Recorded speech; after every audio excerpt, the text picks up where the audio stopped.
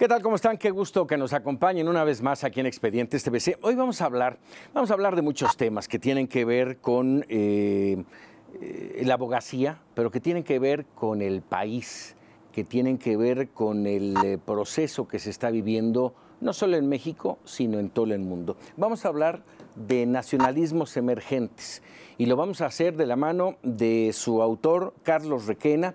Él es abogado penalista y, bueno, déjeme decirle, también es representante de Odebrecht, de la polémica Odebrecht en México. Y, bueno, es un texto de la editorial Liz, editorial mexicana. Carlos, un gusto recibirte, bienvenido. Gracias. Muchas gracias. Son muchos los temas que yo quisiera abordar. Claro. Voy a tocar el primero, que creo que es el interés del auditorio también, por supuesto, porque a lo largo ya de muchos meses este escándalo ha ahondado incluso en el coraje de la sociedad mexicana por los temas de corrupción. El tema Odebrecht. ¿Cómo va el tema? Platícanos. Mira, Paco, lamentablemente, por un tema de estricta legalidad, debo de mantener la secrecía de la investigación. Todo está en manos de la autoridad, particularmente de la PGR, y yo como abogado de la empresa, pues me debo a un secreto profesional y no tengo posibilidad ahorita de comunicar ni compartir nada más que decirles que estamos haciendo lo que un defensor haría, defender los intereses de estricta legalidad de una empresa. No te puedo compartir por el momento, pero cuando pueda, serás uno de los primeros en poderte compartir a tu auditorio. Déjame hacerte una pregunta más. Entiendo, porque además el tema del programa era nacionalismos emergentes, pero hasta hace unos meses había una intención de un acuerdo reparatorio por parte de la empresa. La PGR dijo, hasta donde yo entiendo, dijo no. Debo de mantener la secrecía por el bien de la reserva de la investigación y respetar sobre todo a la PGR. ¿Vendrán pronto anuncios? ¿Tendremos un poco más de luz en breve tiempo? Eso hay que preguntarlo al Estado mexicano, a la PGR. Yo simplemente soy un defensor de una empresa.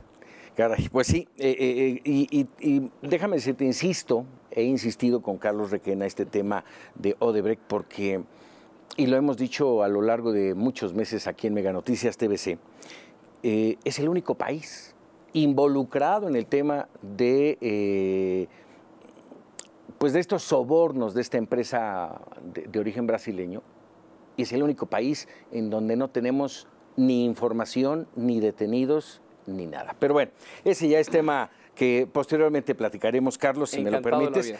Vamos con el tema de los nacionalismos emergentes.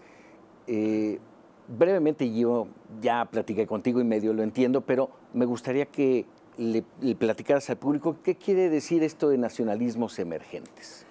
Mira, la inquietud vino porque pregunta, ¿por qué un penalista escribió de un tema de nacionalismos emergentes? Y es porque para mí el derecho penal es una herramienta de control político. Y de alguna manera me propuse a leer todo lo que políticamente estaba sucediendo, no solamente en México, sino a nivel mundial. Y me topé con una noticia, un criterio, en donde la globalización, todo ese concepto global estaba ya extinguido.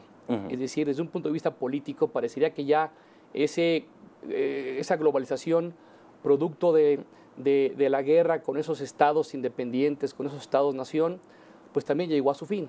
Y dije, bueno, si no hay globalización, entonces, ¿qué hay políticamente allá afuera?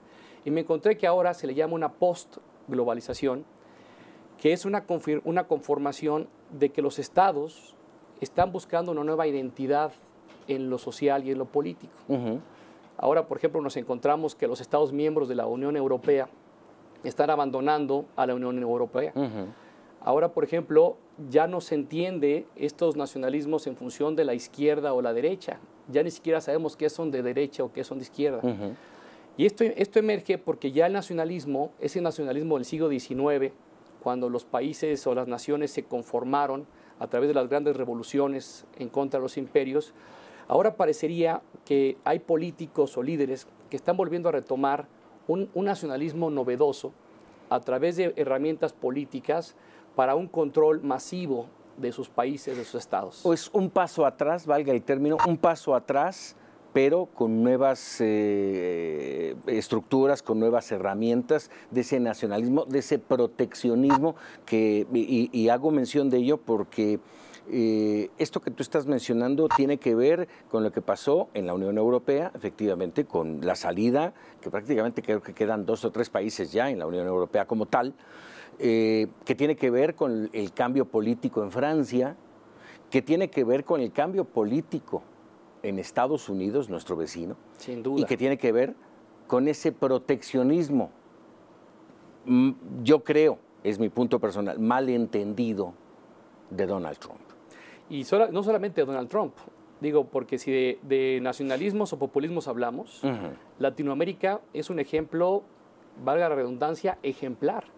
Ahorita fíjate cómo los bloques latinoamericanos desde Argentina hasta México, solamente quedan muy pocos bastiones de ideologías liberales, es decir, liberales en el fomento de los derechos de la población, los derechos de la ciudadanía. Realmente Latinoamérica se ha cerrado a sus propios fracasos de populismo. Podríamos hablar un poco de Chile, que hoy la derecha llega a Chile tratando de reivindicar los derechos de los ciudadanos chilenos, y de ahí en fuera México, que trata también de mantener una especie de liberalismo, pero parece que está rodeado ahora también de populismos. Entonces Latinoamérica puede ser un bloque de países en donde vamos a empezar a ver cierres de países, reivindicaciones nacionalistas, y no ese espíritu latinoamericano de un gran bloque económico. Se va a extender el muro.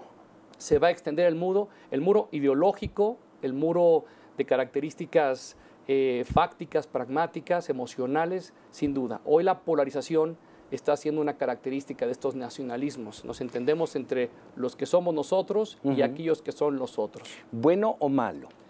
No puedo decirte si es bueno o malo, porque no es una tautología de que si es bueno o malo. Lo que te puedo decir es que hay consecuencias que se están palmando en la realidad que podríamos traducir como de lesividades o de daños. Hoy, por ejemplo, esta polarización a los nacionales, a los mexicanos en Estados Unidos, a los Dreamers, hoy por una política pública norteamericana, pues sin duda está siendo malo en la conformación del daño no solamente a ellos, sino a toda una cadena emocional de sus familiares, incluso en México o en los países donde son, en este caso de Latinoamérica. Si hay una lesividad en estos nacionalismos, hay una doble moral, con aras de reivindicar el nacionalismo, con aras de reivindicar un sentimiento de nación. En realidad lo que estamos haciendo es eliminar las ideas, eliminar el debate, eliminar el discurso, y estamos privilegiando la emoción inmediata. Déjamelo ponértelo de esta manera. Hoy el discurso de los políticos, de nuestros líderes europeos, norteamericanos y latinoamericanos, cuando convocan a la idea, cuando convocan a sentimientos racionales, a la reflexión, crean una especie de mediación, de puentes de comunicación, conductores, espacios de la reflexión, y ahí es donde surgen las instituciones democráticas. Pero cuando el debate se polariza y privilegian la inmediatez, el desbordamiento de las emociones inmediatas, hoy ya es inmediatez, no es mediatez.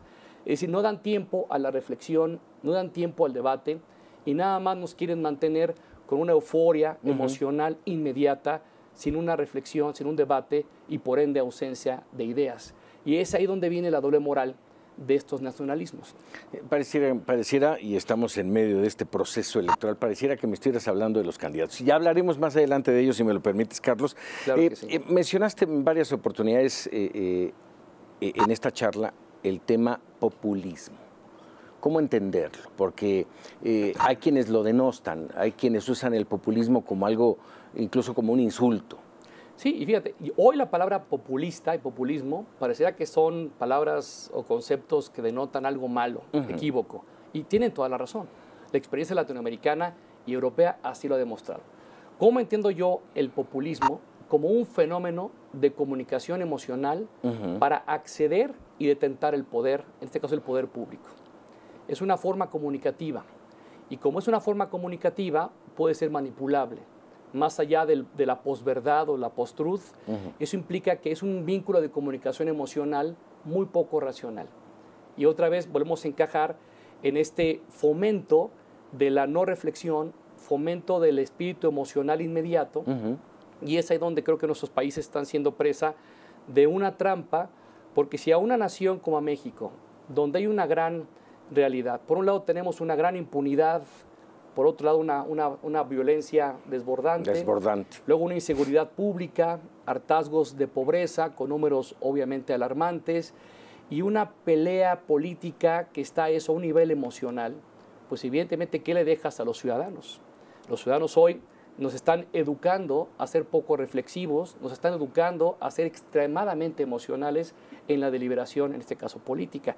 Y es ahí donde surgen estos nacionalismos novedosos que en un país con hartazgo puede ser presa de las decisiones emocionales y por ende no reflexivas en la conformación del poder. Esta radiografía que acabas de hacer, Carlos, no es una radiografía exclusivamente de México. Hablaste de diferentes países. Evidentemente está pasando en México. En México está pasando y en muchos países. Digo, obviamente Estados Unidos no es ajeno a esto. Como el populismo es una vía de comunicación, no importa si el político es lo que llamamos de derecha o de izquierda. Por eso vemos que hay populismos de izquierda, centro y derecha. Pero hay una forma de tratar de analizar este tipo de fenómenos, por ejemplo. Hay una forma de lograr la obediencia. Los políticos tienen una necesidad de ser obedecidos. Entonces la pregunta es, ¿por qué tienen que ser obedecidos los políticos o los candidatos o los líderes de opinión, etcétera?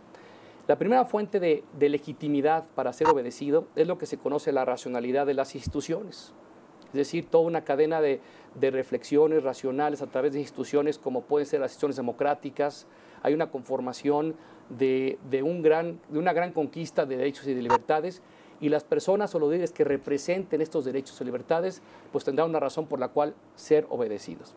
Hay una segunda, que es las tradiciones ancestrales que cada conglomerado social o nación tenemos de alguna manera. Digo, México a lo largo y ancho tiene un cúmulo de tradiciones. Entonces, un político, un líder que conozca, que observe, que detente, haga suya esas tradiciones, pues podrá de alguna manera tener una razón por la cual seguirlo o por la cual obedecerlo. Si es que va a fomentar, va a proteger mi tradición, me identifico con ese político, líder o gobernante.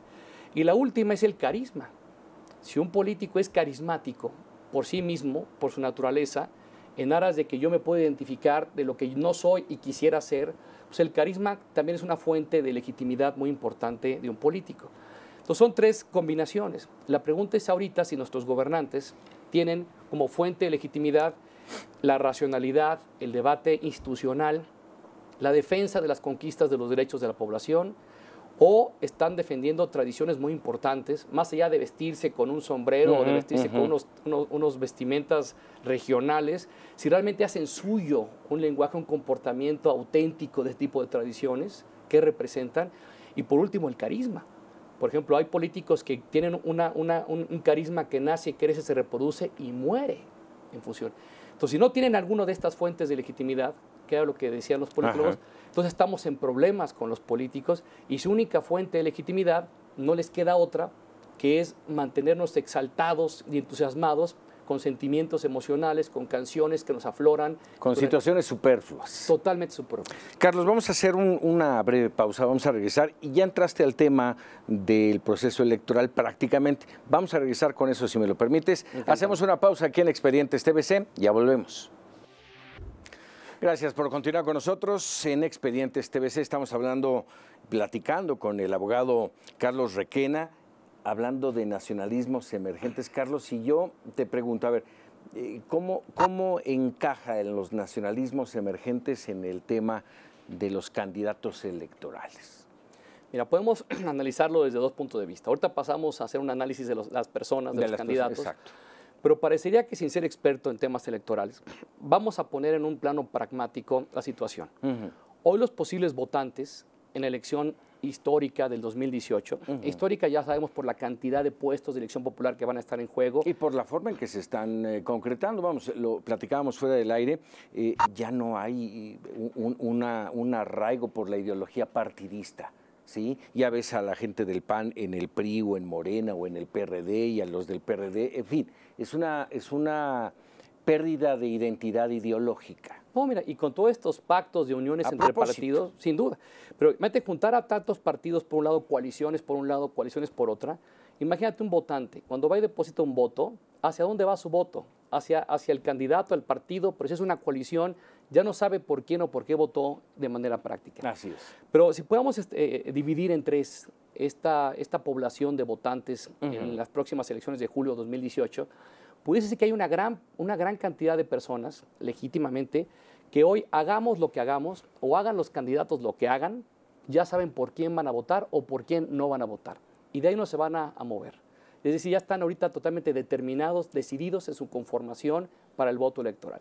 Pero hay otra parte que yo le denomino, que es la parte de esos que se van a involucrar o se van involucrando en el proceso electoral. De alguna manera, yendo de un color amarillo a uno rojo, de uno blanco a uno azul. ¿Los indecisos le podríamos llamar? Los que están tratándose de involucrarse para comprender desde un punto de vista un poco más racional o emotivo. Que es esa parte importante. Cómo se van ellos involucrando o identificando, de ahí una identidad política, partidista, con cada uno de los posibles candidatos. Ellos van a transitar quizá de un lado a otro, no sé si van a ponderar, y el día de la elección llegarán con una cuota de racionalismo, de decisión reflexiva, o con una gran cuota de emotividad, digamos, desbordada, porque la canción o el que se haya vestido de una forma el candidato. Y están involucrados. Pero luego hay otra gran cantidad, y no sé si son esos 6 millones de jóvenes que por vez primera van a votar, donde creo que no están involucrados para nada. Es más, son totalmente ajenos e indiferentes a las elecciones. Y los candidatos hagan lo que hagan, bailen las canciones que están bailando, digan sus discursos como lo digan, creo que ellos, esa población, no va a involucrarse, no va a transitar en el fenómeno del proceso electoral, y creo que van a llegar el día de la elección, si es que van a votar, y si amaneció pues un poco nublado o soleado, si desayunaron o no, creo que van a llegar a votar en ese instante bajo un criterio totalmente de inmediatez o de reacción en ese instante del voto. O ya lo tengo que hacer y lo que sea. O ya lo tengo que hacer y lo que sea. Entonces imagínate todas estas elecciones cómo se van. Entonces, si contamos con ese margen de discreción, la pregunta es, ¿podemos ir viendo o tratar de leer la fuente de legitimidad de los candidatos ahorita que están los punteros, por ejemplo? Si hablamos del candidato Meade, de esta breve explicación que di de las tres fuentes de legitimidad, el racionalismo, la tradición o el carisma, parecía que el candidato Meade tiene una gran fortaleza en ese racionalismo de las instituciones. ¿Por qué? Porque vino de ellas, las conformó, estuvo en puestos importantes y sin duda conoce el quehacer burocrático y conoce la administración pública. Quizá él domina en su discurso ese racionalismo. No sé si sea eficaz o no, pero lo trae. Aunque haría falta conocer a la sociedad a la que pretendes gobernar. Ahí viene la parte de la tradición. Es decir, si él no trae un empoderamiento regional, una empatía auténtica con lo que está allá afuera, que somos los votantes, y no rescata tradiciones verídicas, auténticas, empezando por él, por su conformación personal, familiar, social, y que se identifique con eso que está allá afuera, las tradiciones de los demás, pues quizá en lugar de crear puentes comunicativos, hace zanjas en esto de la materia de la tradición. Quizá no esté por el momento muy bien librado en ese aspecto, pero luego el carisma. Su fuente de legitimidad quizá no sea el carisma por sí mismo. Puede ser una persona brillante, inteligente, un magnífico funcionario público, pero quizá un carisma por sí misma quizá no lo ha encontrado. No conecta. No conecta y está tratando quizá de evolucionar. Entonces pareciera que la fortaleza de él es este racionalismo institucional democrático. En la parte de Anaya, es un joven con mucha actividad, él va a tener que graduar una intensidad muy importante en todo momento. Quizá él no venga, inclusive ni de ocupar puestos importantes en la administración pública, pero trae una característica de que está, creo yo, sabiendo leer las tradiciones, creo que está sabiendo interpretar tradiciones, está respetando momentos, pero lo que creo que también trae es una gran dosis de un carisma aparentemente, creo que está por su juventud, por su intensidad, quizá la fuente de legitimidad es ese carisma, ¿no? Quizá, con mucho respeto lo digo, hay muchas personas, digo yo soy moreno, sin duda soy moreno, de piel morena, de piel obviamente oscura y cabello oscuro, pero quizá muchos votantes se identifiquen aspiracionalmente con una persona de carácter, de fisiologías güerito o blanco, por ejemplo, ¿no? No es que yo quiera ser güero ni blanco, pero quizá en un tema aspiracional pues hay que ver las revistas de moda, las revistas que nos inundan constantemente, entonces quizá por carisma va ascendiendo en esa parte. Y Andrés Manuel, fíjate lo interesante, Andrés Manuel quizá por un momento, él nació, aquel Andrés Manuel de las chachalacas, detentó todo quizá en su carisma, Era él, Andrés Manuel, el único líder patriarca de su trayectoria política, ¿verdad? Ajeno a las instituciones, es más, iba en contra de las instituciones, racionalmente las eliminaba. Su tradición, pues realmente no era una, ni eran todas al mismo tiempo, y detentaba todo en su carisma. Pero creo que Andrés Manuel con su edad y con su experiencia, creo que se está moviendo de su carisma así a él rescatar abiertamente las tradiciones y un poco de racionalismo. Inclusive yo nunca imaginé a un Andrés Manuel, ¿verdad?, anunciando que tenía una jefa, en este caso de campaña, dándole su lugar, o que presentara a un gabinete, digamos, de lo que podría ser su gabinete a futuro. O sea, trae un poco de racionalismo en las instituciones en esa parte. O sea, ya no es el Andrés Manuel que todo detentaba en él, al mostrar su gabinete. Está solventando fallas. Está solventando. Entonces, creo que cada candidato está reacomodándose sus fuentes de legitimidad. Pero todas esas, contrastémoslas con la articulación del contenido del discurso, porque ¿de qué sirve que tú vayas a hablar a una población? Porque le hablas directo a la población, ejemplo, si estás tú en Cintalapa, Chiapas, hablándole de planes nacionales de desarrollo o de inversiones, quizá físicamente a las personas ahí no te van a entender, pero quizá le estás hablando a los medios de comunicación. Entonces hay que seguir muy claramente cuál es el contenido o continente comunicativo de los candidatos para ver si tienen cuotas de populismo de derecha o de izquierda. El decir yo acabo la inseguridad en 100 días a partir de ahora, bueno, pues sin duda trae una gran característica populista por la emoción que despierta en una persona que ha sido robada, ultrajada, secuestrada, violada y que está obviamente ávida por seguridad pública, ¿no? Dime una cosa, Carlos, todo esto que tiene que ver, a fin de cuentas, con el cambio que se está generando en el mundo de estos nacionalismos emergentes, que lo han entendido muy bien los líderes mundiales, que lo están entendiendo aparentemente bien, en este caso de México, los funcionarios partidistas que están cambiando de un sistema caduco, obsoleto, que ya no da más, que es el sistema partidista, y empezamos a ver hoy una mezcolanza de personalidades de un partido en otro. En fin, todo esto la sociedad también lo está entendiendo, también lo está viviendo. Y es la clave. Yo creo que entendiendo, no creo, porque el entendimiento es una cuota muy racional. Obviamente soy respetuosísimo de la población. Obviamente México son muchos Méxicos, hay de todo tipo de colores, clases, sociales, y soy muy respetuoso de cada individuo en México. Pero decir que se está entendiendo el proceso electoral, yo creo que no llegamos a ese nivel intelectual. Quizás esté empezando a exaltar un sentimiento, pero por eso me fijo yo mucho cómo en este devenir del nacionalismo, yo he preguntado, bueno, hoy ¿qué es México? ¿No? México es su selección mexicana, y si fuera eso, pues todo el mundo vayamos a vestirnos de verde, o México ya son los sombreros de charro. Creo que ya no son los sombreros de charro, evidentemente sería absurdo decir que esa es la identidad nacional. Claro, es una tradición muy loable, la charrería en México, sin duda, el deporte nacional, pero ¿dónde encaja ahorita ese sentimiento, espíritu de ser mexicano o mexicana? ¿Dónde lo depositamos? ¿En un objeto, en una idea, en un concepto muy concreto o abstracto? Y creo que el candidato que logre a nivel regional, respetando regionalismos y localismos particulares, que logre reivindicar un renacimiento del sentimiento mexicano en una elección, creo que puede ser un motor importante, porque por un lado tenemos el bloque antimexicano, aparentemente de Norteamérica, pero tenemos otro bloque de Canadá pro y en favor del mexicano. Y la pregunta, fíjate, cómo lo que parecería que Estados Unidos nos hace a nosotros se lo hacemos para empezar a Guatemala. A Guatemala. Y a Salvador y a Nicaragua. Los vemos como ajenos, los vemos como cosa que no es México, pero con los vamos hacia abajo. Y un momento medio despectivo. Sí. Entonces, ese tratamiento de Norteamérica hacia México, pues se siente, obviamente, de México hacia los países centroamericanos. Y entonces, por eso va a ser muy interesante, porque fíjate, hoy la clase de civismo ya no es prioritaria. Hoy en las escuelas tú puedes preguntar en los diferentes niveles, ya no es una prioridad el formar, no capacitar, formar un civismo. Por otro lado, tú decías el himno nacional. Obviamente ya pasó esa época del siglo XIX donde los himnos conformaron una nación, la nación mexicana. Sí, que arengaba a la gente. Pero hoy, ¿cómo vivimos? ¿Cómo sentimos un himno cada vez que el presidente hace un acto público o que un candidato inicia campaña? Y de ese himno nacional, pareciera que hoy estamos en las canciones estas famosas populares de baja cantidad y de mucha emoción, ¿verdad? No digo cuál, pero sabemos que hay unas canciones de tonos muy simpáticos y por ende extremadamente pegajosos. Yo los oigo y duro hasta media hora oyendo. De color naranja. Y muchos más que por ahí están. Pues pareciera que eso es hoy una de las líneas comunicativas en esto.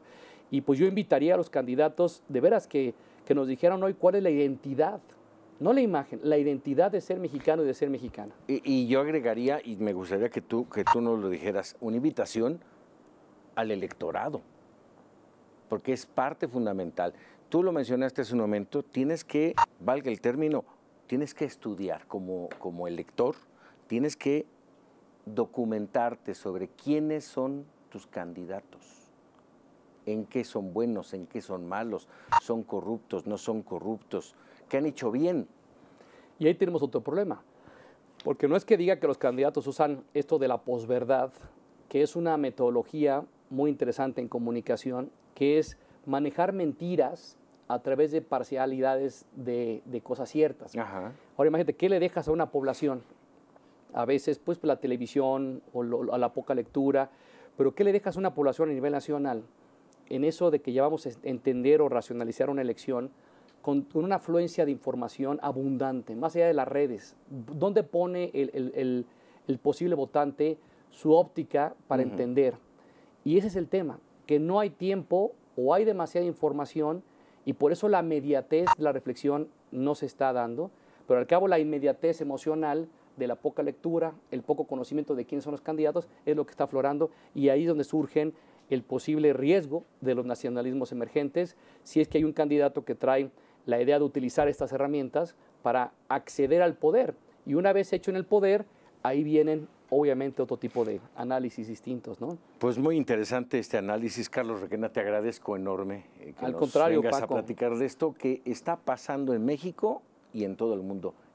El surgimiento, lo podríamos manejar así, están emergiendo de nuevo el nacionalismo. ¿Cómo entenderlo?